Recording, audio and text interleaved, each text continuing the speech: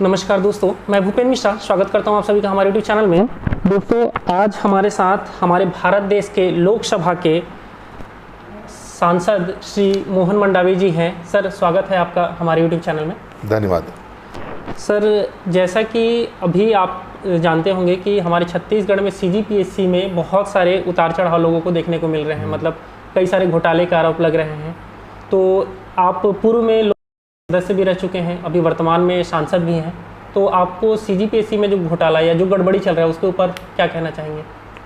देखो, ये PSC पवित्र संस्था है और ये संस्था को इतने बदनाम किए कि PSC कहने लायक नहीं रह गया। हम लोग भी PSC में मेंबर थे, हमारे कार्यकाल में एक दिन भी PSC के खिलाफ नहीं आया, लेकिन ये सरकार में एक एक परिवार से 4 जने 5 जने मैंने लड़कों को लिया गया है, उनका सरनेम को छुपाने का प्रयास किया गया है और ऐसे लोगों के ऊपर तो कड़ी कार्रवाई होना चाहिए। जो हमारे गरीब बच्चों के ऊपर अन्याय कर रहे हैं, ये बहुत भी दुर्भाग्यपूर्ण बात है। ऐसे संस्था को और जो अभी लिए हैं इंटरव्यू, उनको खारिज कर देना चाहिए और दोषी लोगों को तो कड़ी से कड़ी सज़ा देना चाहिए। ये अभी भाजपा ने जो अपना घोषणा पत्र या संकल्प पत्र कहा जाए सर, जो जारी किया है, उसमें भी इस चीज़ों को रखा हुआ है। निश्चित रूप से हमारे घोषणा पत्र में कहा गया है PSC के दोषियों को छोड़ा नहीं जाएगा जी, और गरीब बच्चों को न्याय दिया जाएगा जी।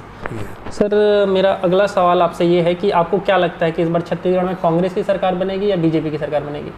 इस समय तो निश्चित रूप से छत्तीसगढ़ में हमारी भारतीय जनता पार्टी की सरकार बनेगी और सब चाहते हैं कि डबल इंजन की सरकार हो। मोदी जी की रीति नीति से सब लोग कायल हैं, सब चाहते हैं कि एक बार मोदी के नेतृत्व में छत्तीसगढ़ में सरकार बने।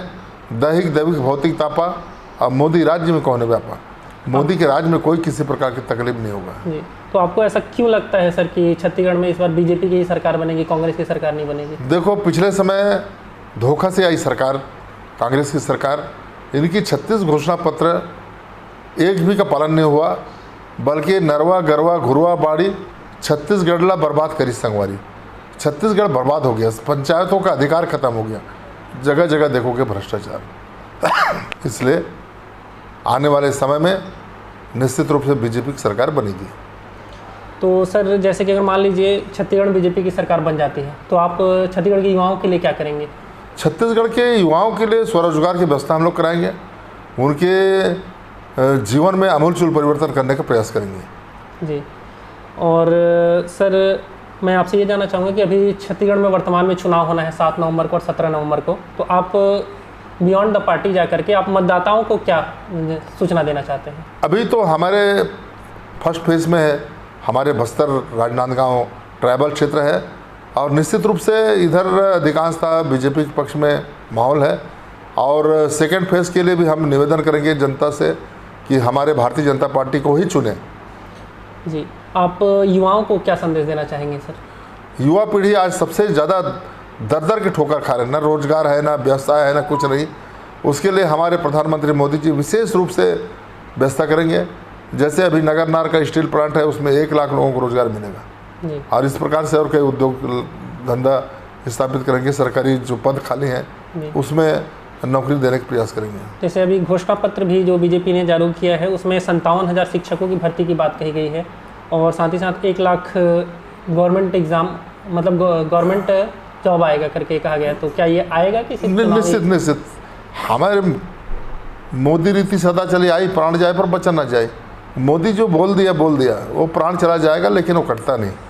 मतलब छत्तीसगढ़ में भर्तियां बहुत सारी आएंगी, बहुत भर्ती आएंगी, आमूलचूल परिवर्तन होगा छत्तीसगढ़ में। थैंक यू सर, आपका धन्यवाद, हमारे चैनल से जुड़ने के लिए। धन्यवाद मिश्रा जी।